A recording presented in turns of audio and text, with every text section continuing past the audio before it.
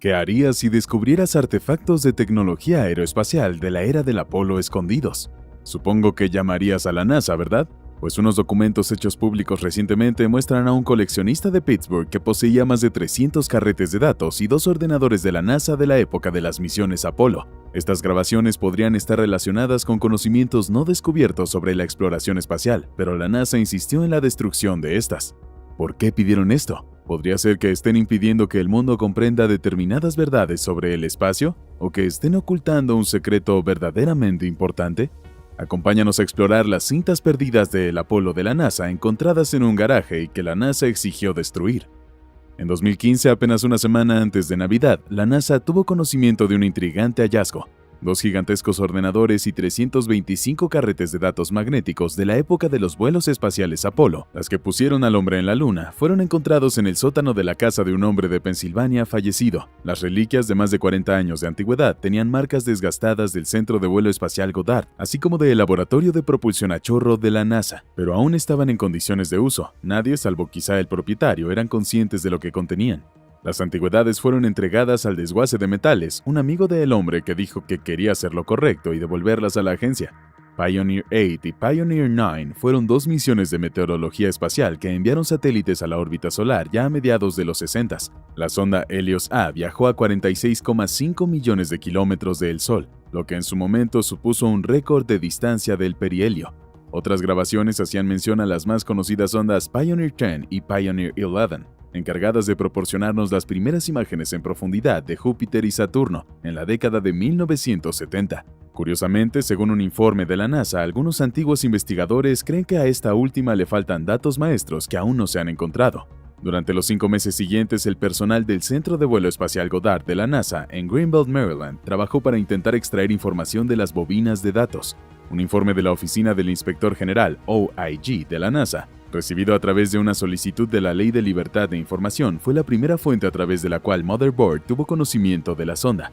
Art Technica también informó sobre estos documentos idénticos. En el informe, el propietario final de las grabaciones ha sido redactado. Los archiveros de Goddard buscaron pistas valiosas mientras discutían con los científicos si alguna misión tenía algunos datos. Por ejemplo, la NASA admitió en 2006 que probablemente recicló 45 cintas con el video original del ilustre paseo lunar de Neil Armstrong y Buzz Aldrin, el 20 de julio de 1969. La metedura de pata de la grabación del Apolo 11 sigue persiguiendo a la CIA hasta el día de hoy. Debo añadir que sigo utilizando Apolo como ejemplo de lo que consideramos históricamente significativo solo por el asunto de la pérdida de la cinta del Apolo hace algunos años, escribió un empleado de Goddard a sus colegas en abril del año 2016, señalando también que fueron incapaces de encontrar ninguna etiqueta que identificara el contenido del Apolo. Existe incertidumbre sobre la autenticidad de los cassettes. Con frecuencia se generan copias para hacer copias de seguridad o para extraer datos y utilizar los hallazgos. De acuerdo con un antiguo ingeniero de sistemas de la NASA conocido como Larry Kellogg, que trabajó con los equipos Pioneer 10 y Pioneer 11, si solo tienes una cinta con los datos y esta es destruida por una unidad de cinta, desmagnetizada por un buffer o se le derrama café, entonces no tiene... Y es por ese motivo que es habitual hacer algunas copias de seguridad de estas cintas. Un total de 215 bobinas quedaron sin etiquetar, y dado que las etiquetas se retiraban con frecuencia antes de que las cintas se rayaran o se volvieran a utilizar, la NASA cree que podrían estar completamente en blanco. En aquella época la cinta magnética era un medio de grabación caro, y la NASA solía sobreescribir los carretes para ahorrar dinero. Sin embargo, según Kate Cowan, ex biólogo espacial de la NASA y editor de NASA Watch, los carretes etiquetados pueden haber sido copias de más copias. Apuesto a que no son originales con tantas cintas, pero es irrelevante, continuó. Alguien tiene una colección de datos de estas misiones, según he oído. Los muchos detalles de la investigación son todavía confusos y debido a las exenciones de privacidad, las identidades de todas las partes implicadas, incluido el coleccionista, han sido censuradas. Sin embargo, Motherboard confirmó que las cintas fueron destruidas posteriormente. Todos los rollos de cinta de datos magnéticos fueron recogidos por el reciclador de la agencia Unicor el 9 de febrero del 2016. Según la Oficina de Gestión de Suministros y Equipos de la NASA Goddard, GSFC recibió un certificado de destrucción de la instalación de procesamiento Unicor, firmado y fechado al 9 del 6 del 16, añadió. Según la agencia, los requisitos de procesamiento de la NASA que establecen procedimientos para la identificación y disposición de posibles artefactos rigieron su eliminación. Un archivista de la NASA que examinó los artefactos dijo que salvar sus datos habría sido extremadamente caro. Incluso entonces, era posible que no se pudiera salvar nada de las bobinas porque estaban muy enmohecidas. La casa de este misterioso hombre en Pittsburgh fue donde se dejaron los ordenadores rechazados por la NASA. Alguien cercano a este coleccionista le dijo al reciclador de metales: por favor, convence a la NASA de que estos objetos no fueron robados, alegando que una sede cercana de IBM se los había donado. La NASA se toma muy en serio los asuntos relacionados con la conservación de registros, por lo que al recibir el aviso sobre estos antiguos activos de la NASA, emprendió una nueva inspección en 2015 a 2016. Dijo esto un portavoz de la NASA. La NASA determinó que las cintas magnéticas fueron con todas probabilidades borradas antes de su disposición original, añadieron. Además, estas cintas sufrían una amplia contaminación por moho. Sopesando estos factores, la agencia determinó que las cintas magnéticas no tenían valor intrínseco o informativo para la agencia. Sin embargo, si las fechas de las cintas, que van del 61 al 74, son ciertas, caen en un periodo en el que los cientos de carretes de datos se perdieron, se abandonaron o se utilizaron para otros fines en el pasado de la NASA. Como resultado, varias de las primeras misiones de la NASA carecían completamente de datos. La Oficina General de Contabilidad de los Estados Unidos criticó en su día a la agencia en un informe del 1990 dirigido al Comité de Ciencia, Espacio y Tecnología de la Cámara de Representantes por no archivar datos potencialmente significativos.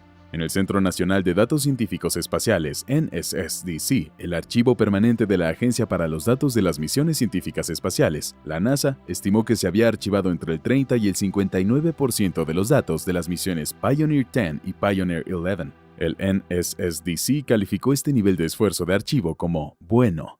Según el informe de la GAO, un usuario de datos de la NASA autorizó la destrucción de uno de cada 2 cartones de cintas, para así preservar algunas de las cintas, y había liberado miles de cintas porque no podía permitirse seguir almacenándolas, y era reacio a plantear la cuestión de la retención hasta el director de Goddard.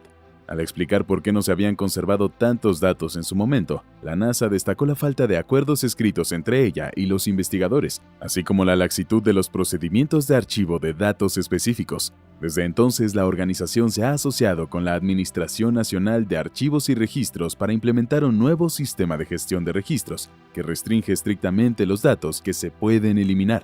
Los datos perdidos del encuentro del Pioneer 10 con Júpiter, la misión que nos proporcionó las primeras fotos del gigante gaseoso y sus lunas, entregadas por la sonda el 4 de diciembre del 73, podrían ser una coincidencia potencial, aunque especulativa. En 1980, la NASA observó que la Pioneer 10 y la Pioneer 11 se ralentizaban y se desviaban en sus trayectorias previstas en el espacio interestelar. Este fenómeno, ahora conocido como la anomalía Pioneer, se ha atribuido a las fuerzas térmicas que empujan la nave hacia atrás.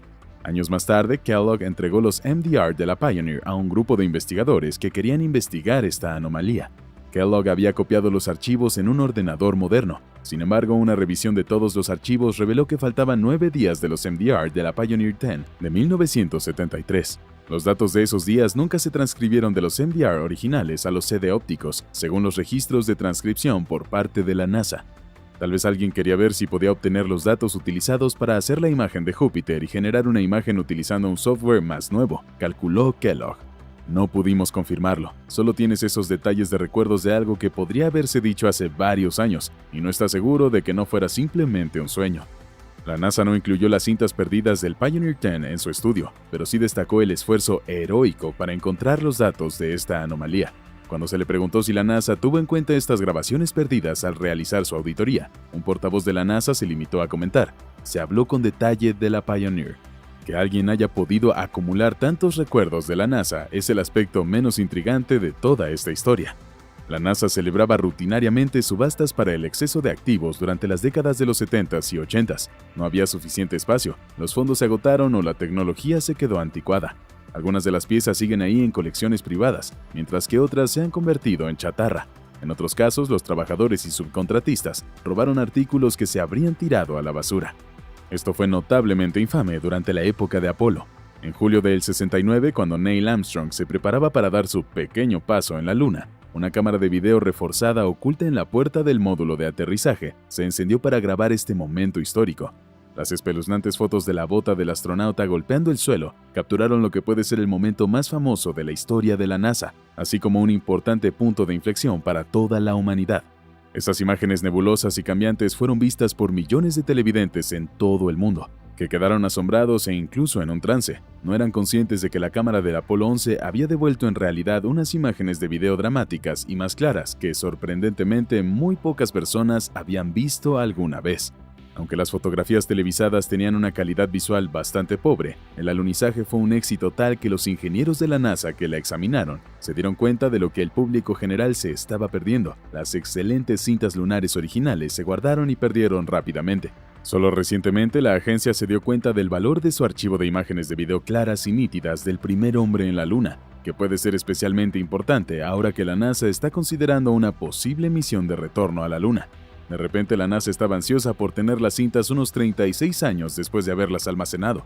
Las cintas no se encontraban en ninguna parte, lo cual era el verdadero problema. Lo que comenzó como una investigación casual se convirtió en una búsqueda formal en los archivos, centros de registro y áreas de almacenamiento de la NASA. Los funcionarios decepcionados dicen ahora que la pista que siguieron se ha desvanecido después de muchos meses. A pesar de sus continuos esfuerzos, admiten que es posible que los videos se hayan perdido irremediablemente.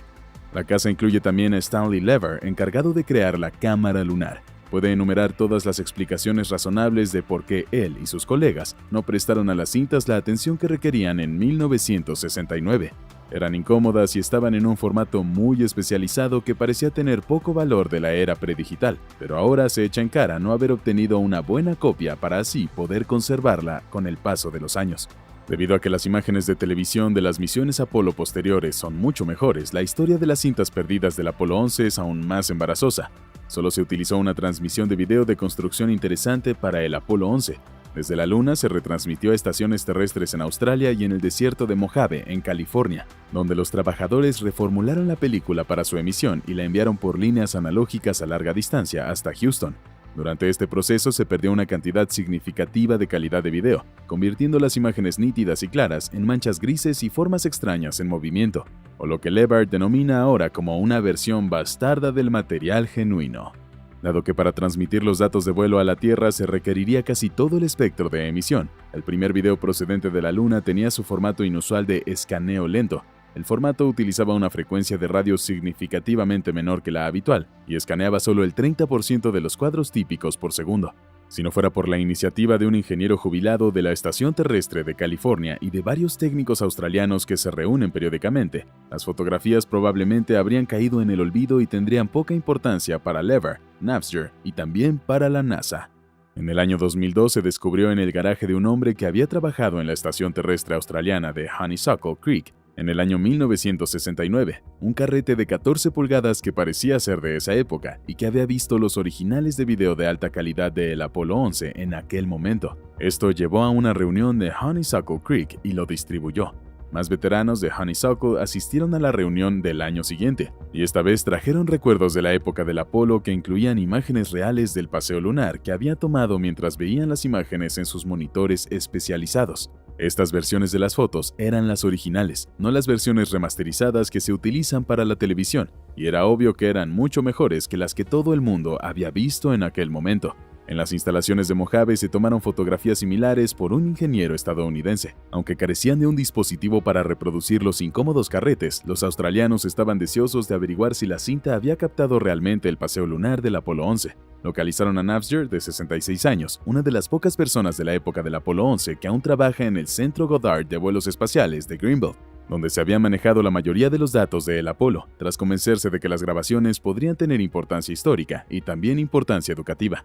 La suerte continuó cuando NAVSER se enteró de que uno de los pocos dispositivos analógicos de 2 metros de altura que podían reproducir los videos del Apolo seguía presente en el laboratorio de evaluación de datos de Goddard, que pronto iba a ser clausurado. Cargó con entusiasmo las cintas que los australianos le habían enviado en el grabador, pero todo lo que se mostraba eran datos informáticos y conversaciones de una misión Apolo anterior.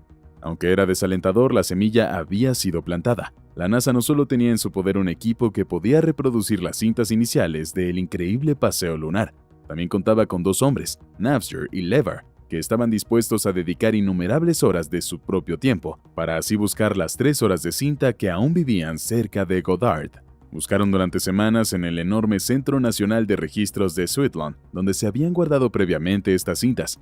No tuvieron éxito hasta que descubrieron documentos que indicaban que, entre principios de la década de los 70s y principios de la de los 80s, los funcionarios de Goddard habían buscado más de 26,000 cajas de cassettes de Apolo. Evidentemente, las posibilidades de localizar las 45 cintas del video del Apolo 11 eran muy escasas, dado que se habrían guardado en solo 9 de esas cajas.